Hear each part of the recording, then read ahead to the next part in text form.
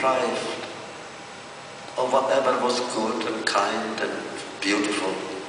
We can create them, but we can only do it with one another. God alone is alone. We are not alone. We are not meant to be alone. Because loneliness for the victim is a worse punishment than punishment itself. Loneliness is what? When the victim realizes that he or she are helpless and no one cares. Yes, children, it's what I believe. No, at that time, those who had power didn't care. The New York Times, can you imagine that they learned finally, there was a statement in 1942 for the first time that millions of people were going to die, had already been killed. They buried it inside, a small item. Later on, right away, I was invited by the publisher then to address his editorial board.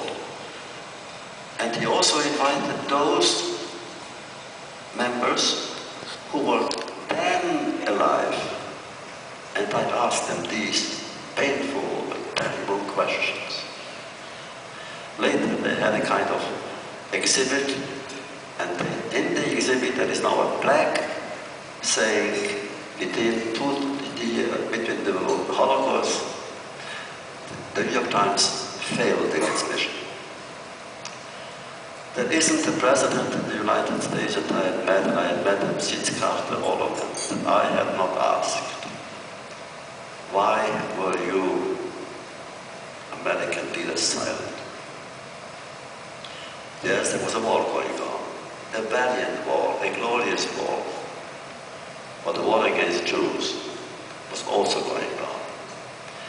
And I asked every one of them, why didn't the American or the Allies bomb the railways going to Auschwitz? The railways. Because the camps, they had an answer, they didn't want to kill the inmates, although we would have preferred. But the railways, no answer. I don't know. Maybe God knows.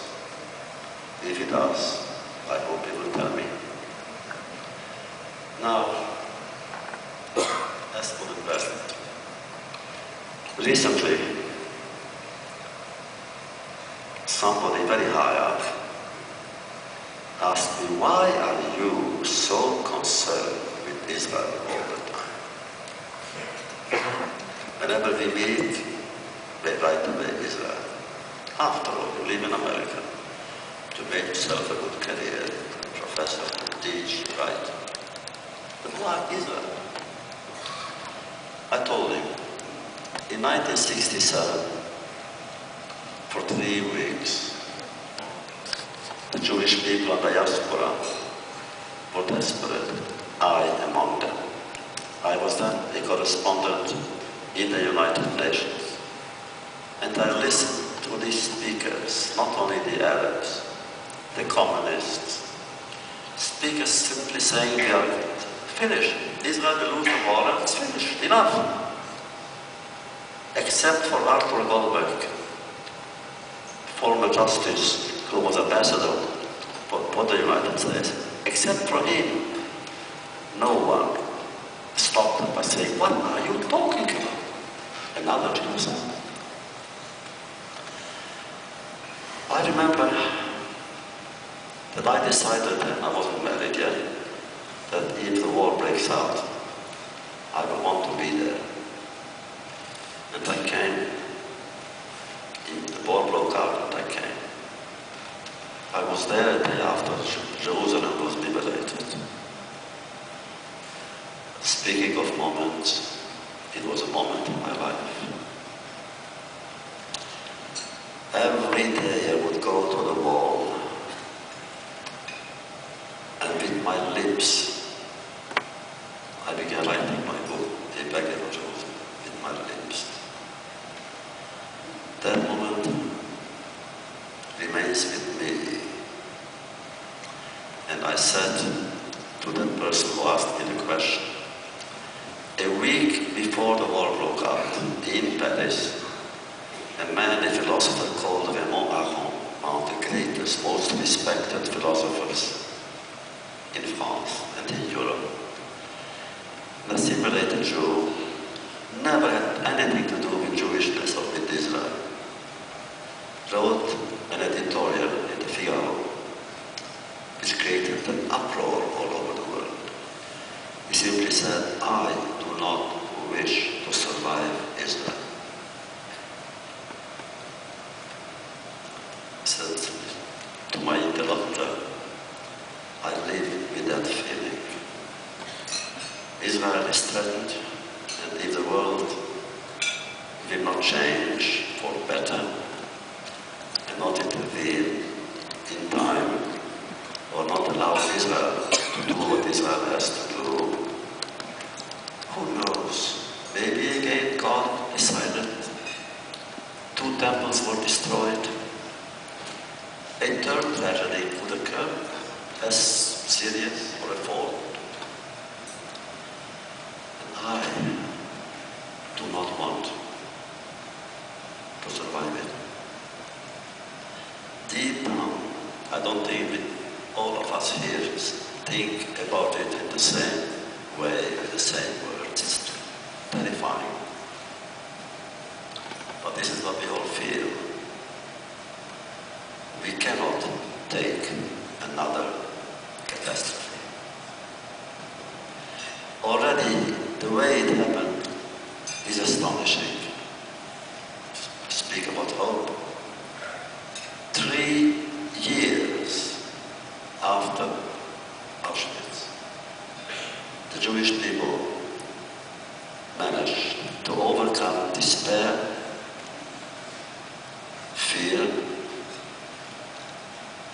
and created the state.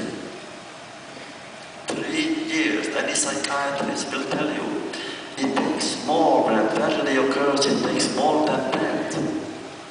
The latency, the laws of latency prevail. How did we manage in 3 years to build another state? Hope. The conclusion is, you remember the famous or infamous Pandora's box. The box was filled with curses, but at the end, what is there? Hope. What does it mean? That you have to go through all the curses in order to find hope? Or, which is terrible, is hope itself a curse? Of course, the answer is sometimes hope, a false hope, is a curse. But nevertheless, it's up to us. Everything belongs to us. To be certain and courageous and daring enough to say to our enemies and the world, they are not the same. You want to deprive us of hope and faith, you will not succeed. We are who we are.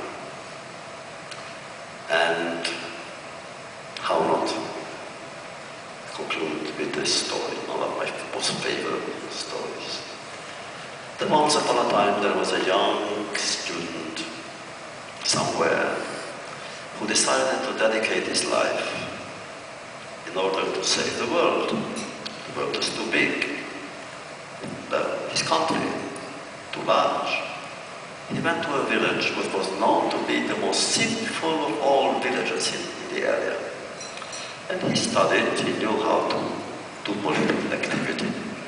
And he came there with posters, men and women, remember who you are and don't cheat and don't curdle. In the beginning, nobody listened. Went on and on. Days passed, months, years.